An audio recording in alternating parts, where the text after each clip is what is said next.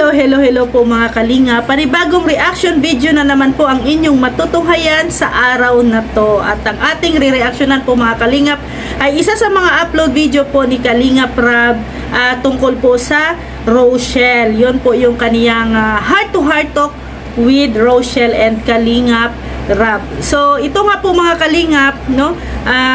Natutuwa tayo sa mga sagot sa mga tanong, no? At syempre pinakilig tayo, no, ng mga katanungan ni Kalingap Rab. Grabe. At syempre ang sagot na rin, no, ng Maglangga. At ito na nga po, no, mga kalingap, no, may mga ilan lang tayong mga tanong at syempre sagot din na kukunin doon sa parting yon sa kanilang interview. So unang-una na doon yung kanilang status, no, nung nagkaroon na sila ng relasyon. Syempre nagsimula sila sa MU hanggang sa nagkarelasyon. Ay, hindi pa pala, nagsimula sa crush. No, nagsimula sa crush, nagsimula sa pagkakaibigan, no, hanggang sa naging MU, hanggang sa nagkaroon ng relationship, no, ang dalawa. So yung kanilang mga status, no, simula daw na nagkaroon sila ng relasyon, so naging ano na sila, open na sila sa isa't isa. So yan ang kagandahan. Alam ko naman na kahit na MU pa lang sila or may mutual understanding sila, ay ano naman sila, open, no, nag-open na sila sa isa't isa. At dahil nga syempre ang dalawa ay very matured na rin, no, alam nila yung kanilang limitasyon, no. Tayo na mga viewers, manood na lang tayo kasi wag natin silang pangunahan, no. Hindi porket na nagkaroon sila ng relasyon ngayon ay iba na yung ating iisipin. Alam nyo, kung kilala nyo po ang dalawa personally, no, si Rowell at saka si Rachel ay very matured, no, napaka-matured, may mga pangarap din sa buhay. At syempre una-una na dyan ay alam nila ang kanilang limitasyon, alam nila yung tama at mali, no, kaya wag natin silang pangunahan. So ito si Kalingap Rab, no, sabi nga, no, ni Kalingap Rab kay Rowell at saka kay Rachel, no, na hindi naman daw po, no, required sa Kalingap, lalo na, no, kina Kuya Val, kina Kalingap Rab, na yung beneficiary nila ay yung laging magpapasalamat, di ba? Although ano naman yun, no, given naman yun na laging magpapasalamat, pero wag lang yung sabing to the point na halos ano talaga na bibigkasin, no, pasalamat, no, kasi po sa kanila ay given na daw po yun. Kahit na hindi na po nila sabihin ng mga beneficiary yung salamat, ramdam na po nila, no, ramdam ni Kuya Val, ramdam ni Kalingap Rab yung sabing words na salamat sa kanila. At saka ano, tulong po yun, no, yung ginawa nila Kalingap Rab, hindi lang kay Rachel, sa lahat po, no, sa lahat ng mga beneficiary, ano po yun, tulong po yun, no, na nila Kuya Val, nila Kalingap Rab sa mga beneficiary, no. Pero syempre hindi pa rin natin makakalimutan, no, sa mga beneficiary, lalo na ila Rachel, hindi pa rin po nila nakalimutan yung tulong, no, kung ano yung tulong na ibinigay ni Kalingap Rab, ni Kuya Val sa kanila. Kaya hindi naman po sabing, kasi minsan kasi, no, sa iba, sa mga syempre sa commenter, sa mga viewers, minsan nahuhusgahan sila, no, sila Rachel na hindi marunong magpasalamat, no, diyan minsan sila nababash, no, may mga bashers na ganyan, no, mag-comment na mga ganyan. So sana ay narinig ninyo yung sinabi ni Kalingap Rab doon sa interview na hindi naman po required, no, hindi required na lagi ka na lang magpapasalamat, kasi ramdam na nila yon, alam na nila yon, no, yung sabi nga ay mas ano daw, mas epektibo yung action kaysa salita lang. Di ba, no, di ba? Sabi nga ay action speak louder than words. Mga ganon, 'di ba? Hindi mo kailangan bigkasin, no, na ano, at saka hindi naman sabing ano talaga, no, sinabi nila Kalingap Rab na lagi kayong magpapasalamat sa amin. No, hindi naman ganon, no. At hindi po nag-iisip sila Kalingap Rab ng ganyan. Ano? Sila Kuya Val. So, sa mga viewers, sa mga commentor na laging sinasabi, no, na walang utang na loob, kailangan magpapasalamat. So, wag po kayong manguna, no? Wag niyo pong pangunahan sila Kuya Val, sila Kalingap Rab, no, na or utusan ang mga beneficiary. Kasi nga po, alam na po nila, no? Alam na po nila yung totoong nararamdaman ng mga beneficiary, no? Kasi nga po ay hindi naman basihan, no, sa salita lamang, kundi syempre basihan din po yan sa galaw, sa gawa. So ito nga po, no, may nakakagimbal na tanong si Kalingap Rab dito sa dalawa, no? Yung ito ay nagulat din tayong lahat ng mga supporters, viewers, no, na yung tanong ni Kalingap Rab, yung sabi na nag-away na ba sila dalawa to the point na nagdesisyon sila na mag-break up, 'di ba? So una, parang tumawa si Rachel, 'di ba? Pero ano naman, sinabi ni Rachel na oo, no. So it means na nagkakaroon talaga ng away or tampuhan ang dalawa to the point na siguro gusto na ding magpahinga, mag-give up, 'di ba? Pero tama nga yung sabi ni Kalingap Rab na alam nyo, itong relasyon at saka itong away, selos, ano pa ba ang nangyayari, no? Ano po 'yan? Kung baga ay ano lang 'yan, recipe, no? Recipe na isa yan sa mga ingredients, no, sa relasyon para mapagtibay kayong dalawa, kung paano nyo i-handle ang inyong relasyon.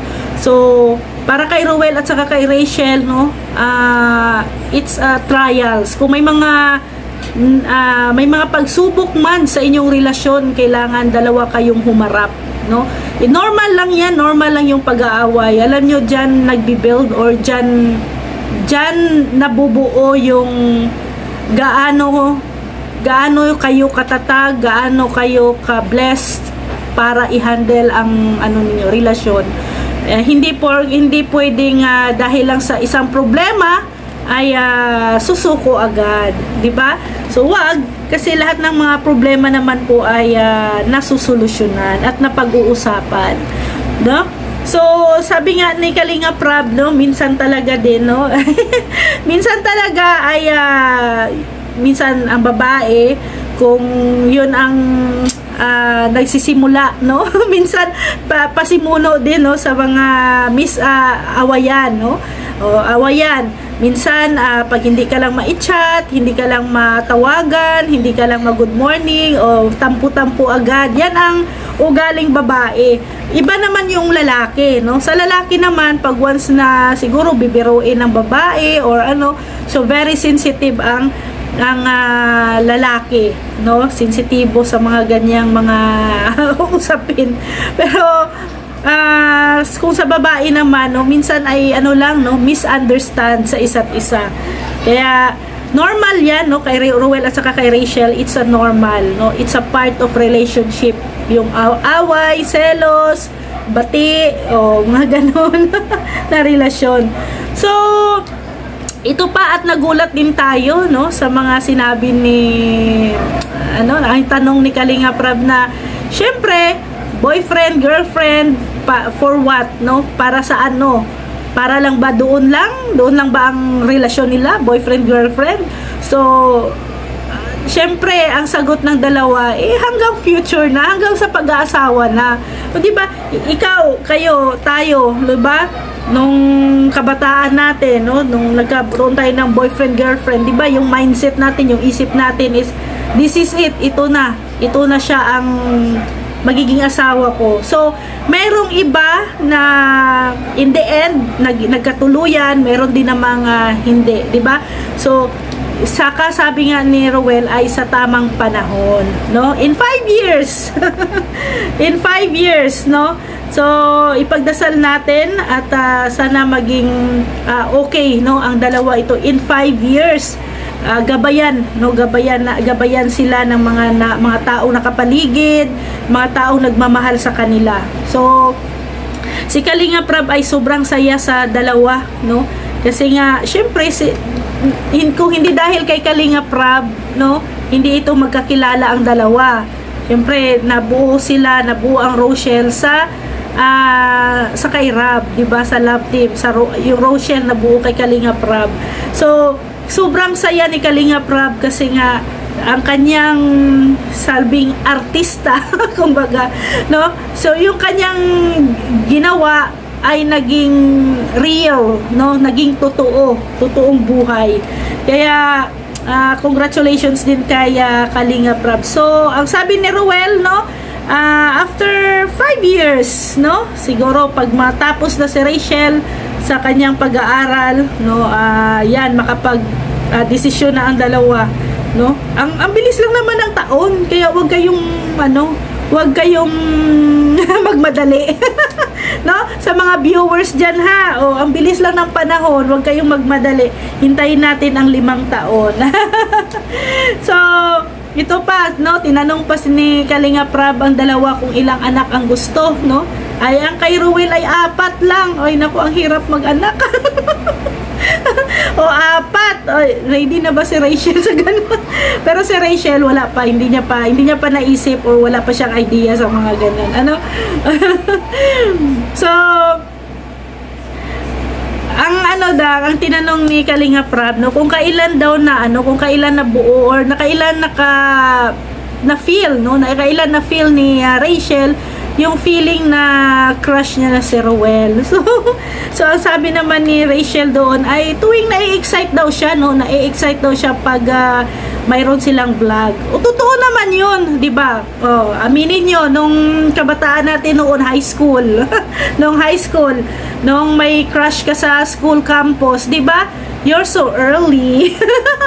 Maaga kayong nagigising, maaga kayong pumupunta sa school kasi gusto nyo na makita si crush.